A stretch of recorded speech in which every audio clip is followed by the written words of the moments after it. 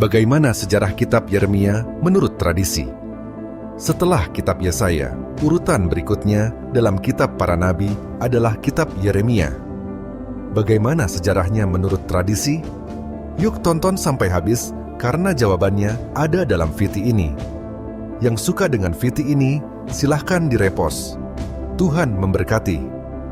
VT ini dipersembahkan oleh kemilau.org. Invest perak di Kemilau aja. Menurut tradisi, penulis kitab ini adalah Nabi Yeremia sendiri.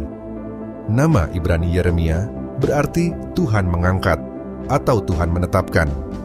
Nabi Yeremia bernubuat sekitar tahun 627 hingga tahun 582 sebelum Masehi. Tema utama dari kitab Yeremia adalah mengenai kehancuran dan penawanan. Yeremia bernubuat mengenai penganiayaan dan kehancuran Yerusalem serta Bait Suci. Ia juga menubuatkan penawanan orang-orang Yehuda di Babel. Ia menyerukan pertobatan kepada bangsa itu dan menyerukan janji pengharapan bagi mereka yang tetap setia kepada Tuhan. Yeremia menubuatkan akan datangnya perjanjian baru di dalam Yeremia pasal 38 ayat 31 sampai 34. Perjanjian baru yang akan ditulis dalam hati setiap orang percaya, yang diinisiasi dan digenapi melalui Sang Mesias Tuhan. Yeremia 38 ayat 31 sampai 34 terjemahan Septuaginta.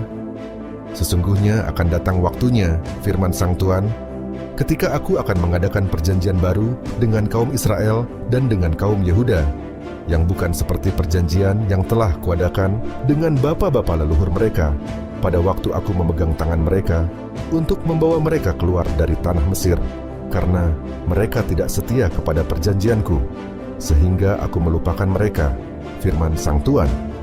Sebab inilah perjanjian yang akan kuadakan dengan kaum Israel sesudah waktu itu, firman Sang Tuhan, aku akan menaruh hukum-hukumku ke dalam akal budi mereka, dan menuliskannya di dalam hati mereka.